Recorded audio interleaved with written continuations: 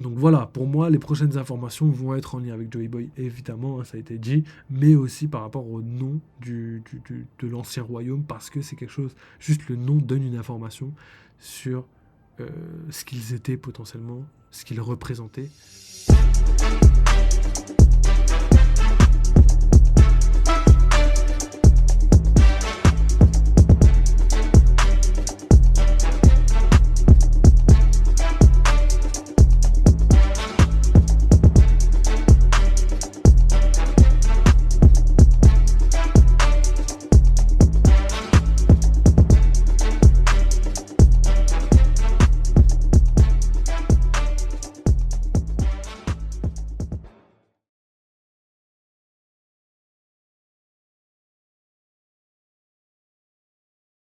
Fini. Et là, on va passer aux théories par rapport au spoil, mais ça va être plutôt rapide.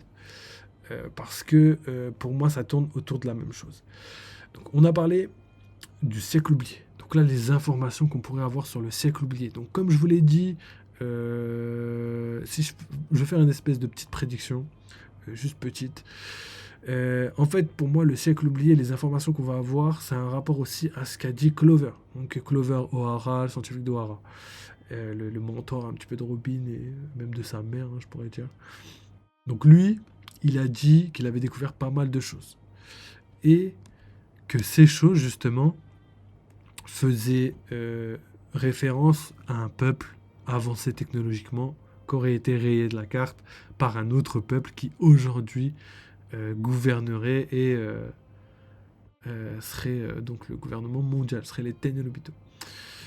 Donc ce peuple en question, le peuple potentiellement des Ji, le peuple en tout cas de l'ancien royaume, ce peuple serait, pour moi, donc les personnes avancées technologiquement, ça je pense que c'est une certitude, mais serait plutôt au cœur de la révélation dans le prochain chapitre. C'est-à-dire que dans le prochain chapitre, il y a grave moyen que le siècle oublié, justement, tourne autour des informations qu'on n'a pas eu le temps d'avoir quand c'était le professeur Clover qui parlait au Tenryubito.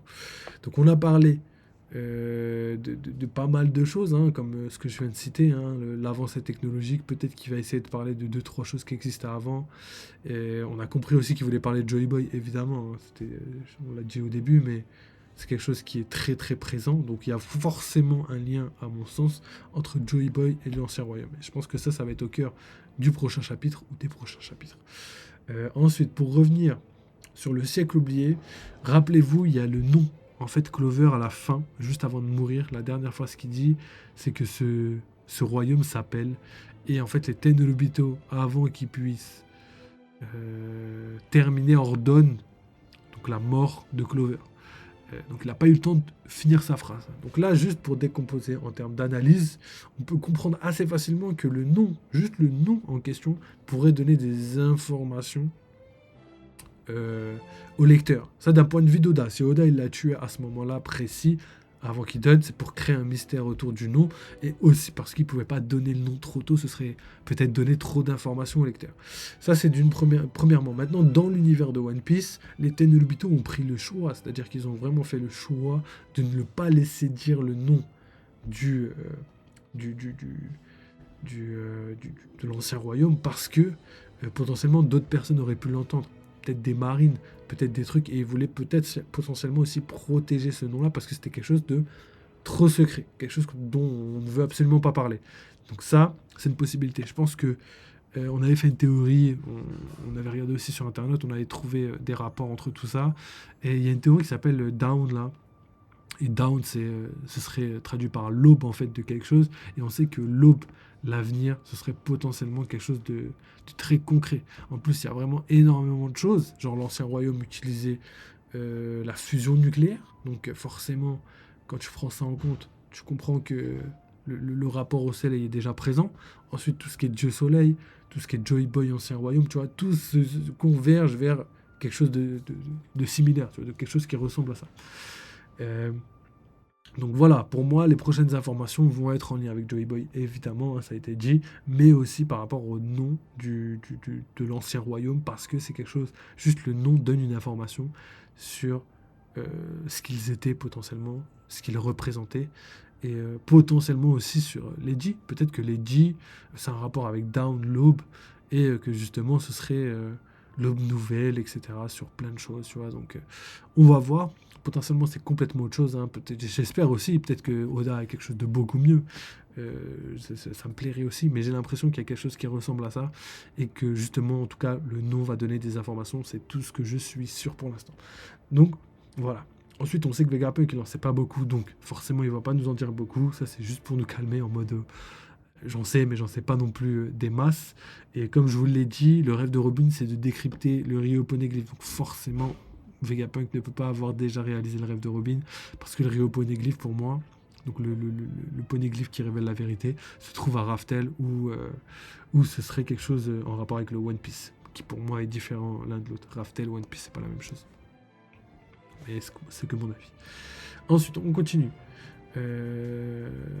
Donc on a parlé donc de Joy Boy, pouvoir qui pouvait s'étirer. Donc en fait là, Oda il est en train de vraiment faire passer un petit peu Luffy pour un héros, tu vois.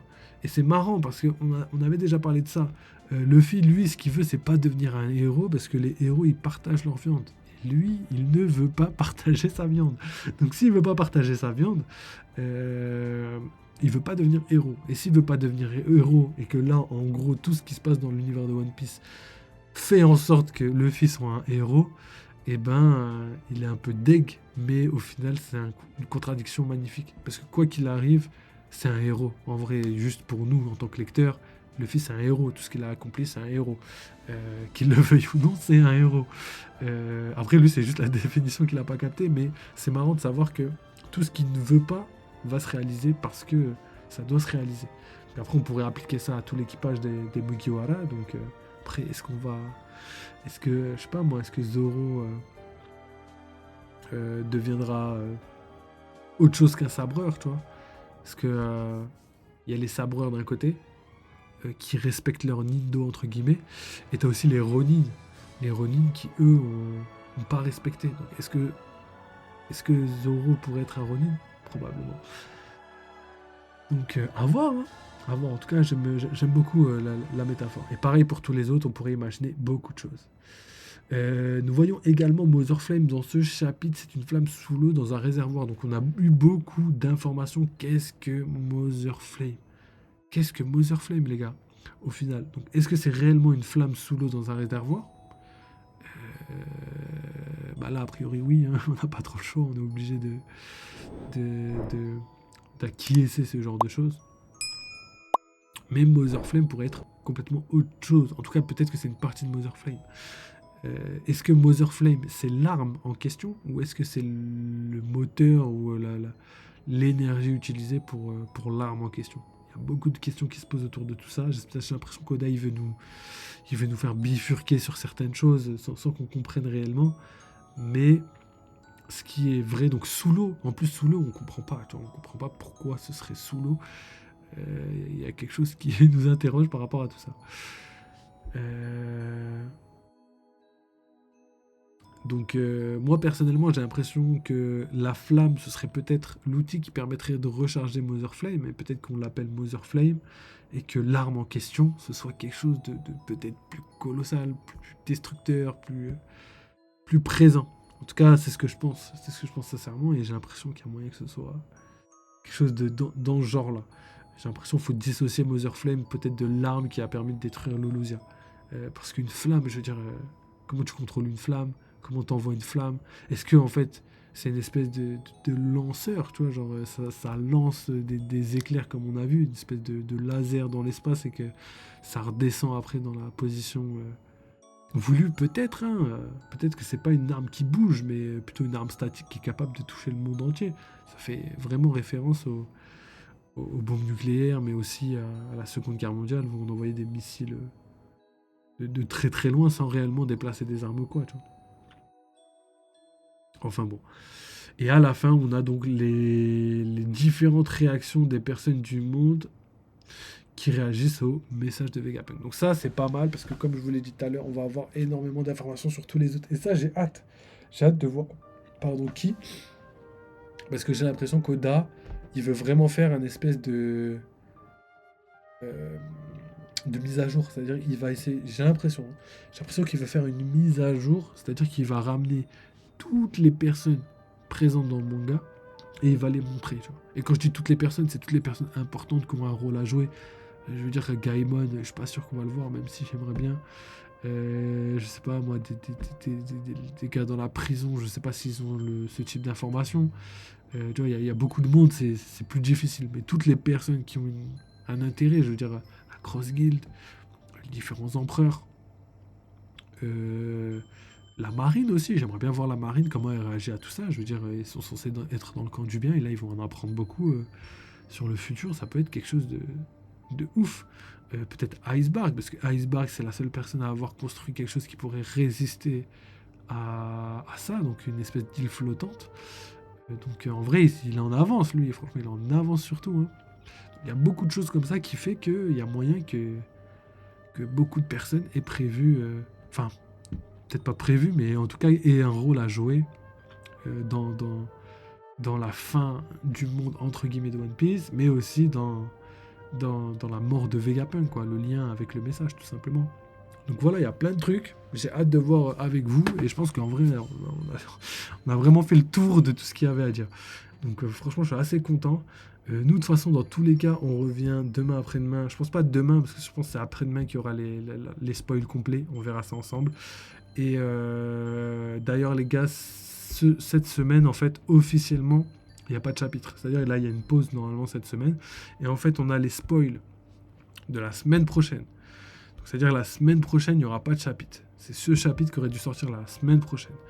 Et après, on n'aura encore pas de chapitre parce qu'il y a une pause dans One Piece. C'est pour ça qu'il faut comprendre comment marchent les choses. Donc voilà. Normalement, cette semaine, on a une pause. Mais en fait, les leakers vont sortir le chapitre. Ensuite, la semaine prochaine, c'est la sortie officielle de ce chapitre. Après, on a une vraie pause. Donc là, c'est vraiment une pause pour tout le monde. Et après, on revient dans One Piece. Donc voilà comment ça se passe. Parce que voilà, j'avais un peu de flou par rapport à tout ça dans les précédentes vidéos, mais maintenant vous l'avez, les gars. Donc comme je l'ai dit, chapitre cette semaine, mais c'est celui de la semaine prochaine. La semaine prochaine, pas de nouveau chapitre, juste la sortie officielle du même chapitre. Après, pas de chapitre, pause, et après on reprend One Piece. Donc voilà les gars, pour ce qui se passe dans l'univers de One Piece. Si vous voulez quelques petites infos aussi, je sais qu'il y a le roman de Zoro avant qu'il rejoigne l'équipage de Luffy qui va faire son apparition, pardon, et il va être supervisé par Oda. Donc après, quand je dis supervisé, souvent c'est les éditeurs qui demandent que ce soit marqué comme ça pour que justement les fans de One Piece aillent se ruer vers le livre. Donc, et des fois, c'est pas vraiment supervisé par Oda. Tu vois. Il suffit juste de regarder Red qui est un très bon film d'animation pour le commun des mortels si vous voulez, mais pour les vrais fans de One Piece, malheureusement, il y a des choses qui sont ultra pas canon. Tu vois, je veux dire, mettre la puissance de 2 empereurs pour battre une espèce d'invocation bizarre. Faire énormément de chants, etc., avec des combats plus restreints.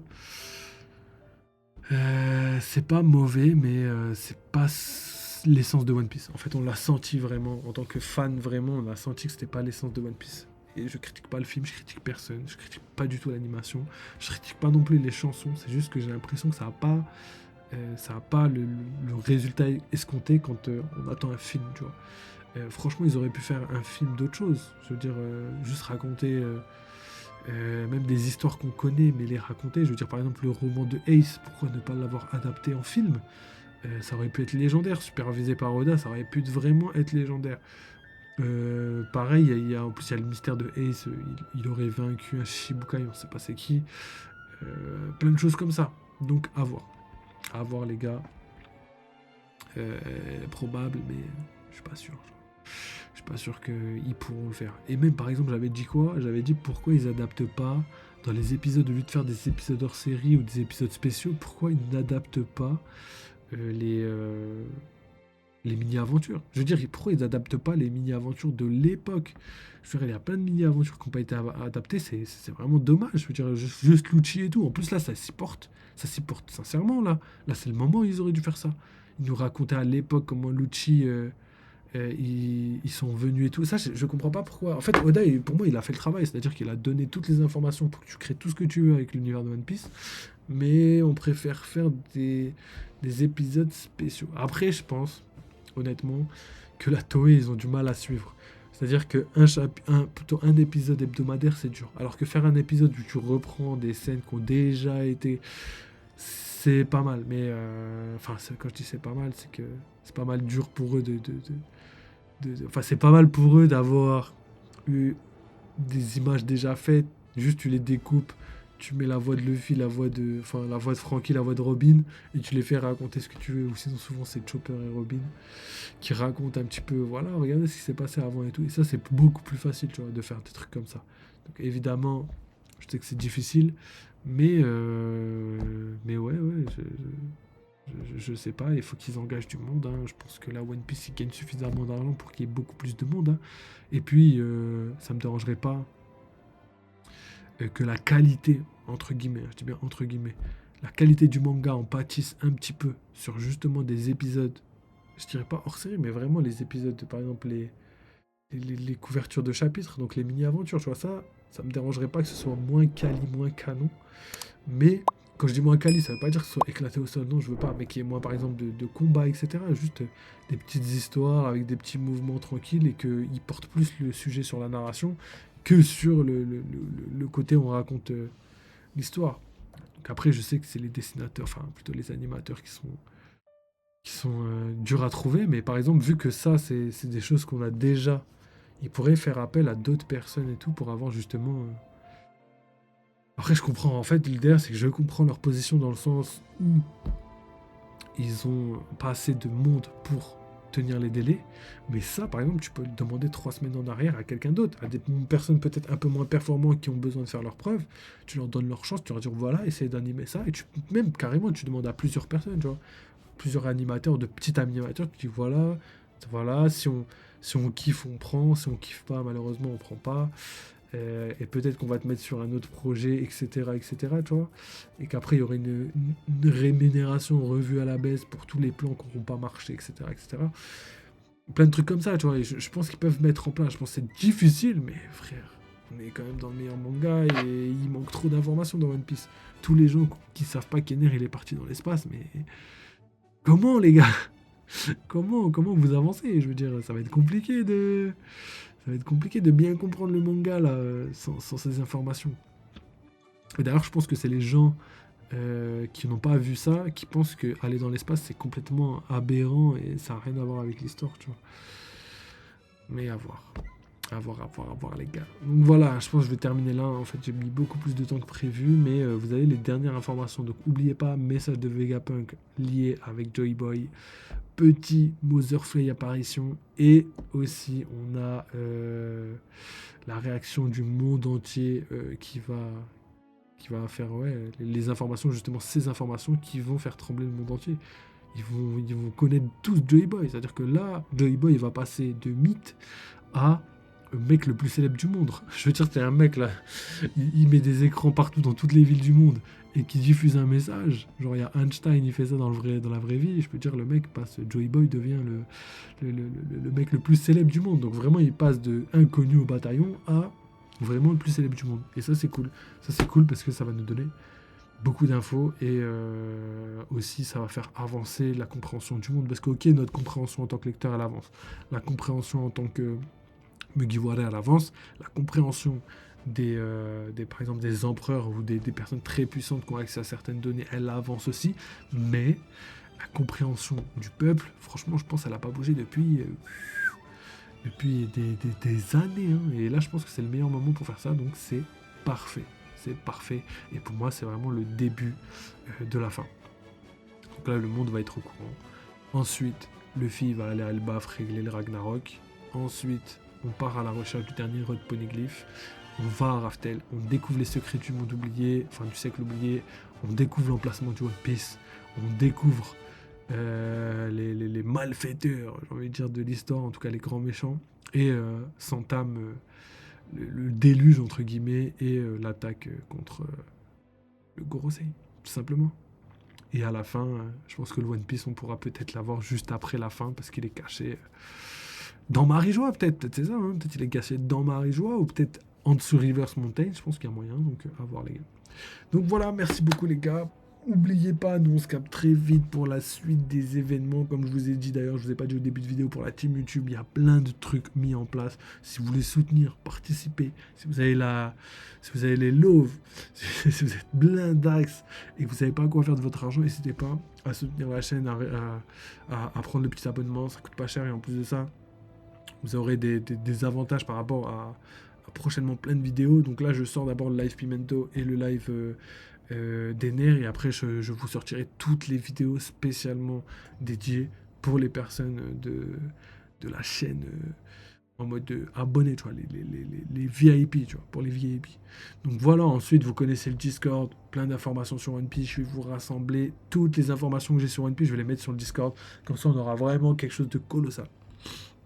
Ensuite, très prochainement, les spoils de One Piece, sûrement le jeudi. Vendredi, il y aura le chapitre. Et après, on part en pause pour 2 semaines. 2 semaines de pause. Donc, c'est toujours ça. Ça arrive, les gars, hein. C'est un peu logique. Donc là, cette semaine, je crois qu'il y a une espèce de semaine fériée, on va dire, où les gens vont pas travailler, tu vois. Un peu comme nous, hein. Nous, on va être là. Là, ça va être une semaine où ça va être détente, hein. Il y a beaucoup de jours fériés et tout, ça arrive. Et ça va être pareil au Japon. Et du coup, bah, le Shonen Jump va pas sortir. C'est pour ça qu'on a les leaks, mais qu'on n'a pas le chapitre officiel, tout simplement. Et après, il y a une vraie pause où Oda va pas publier dans le Shonen Jump. Et après, on reprend de manière normale, c'est-à-dire 1 ou 2 chapitres. Puis on reprend une pause, après 1 ou 2 chapitres, une pause, etc., etc.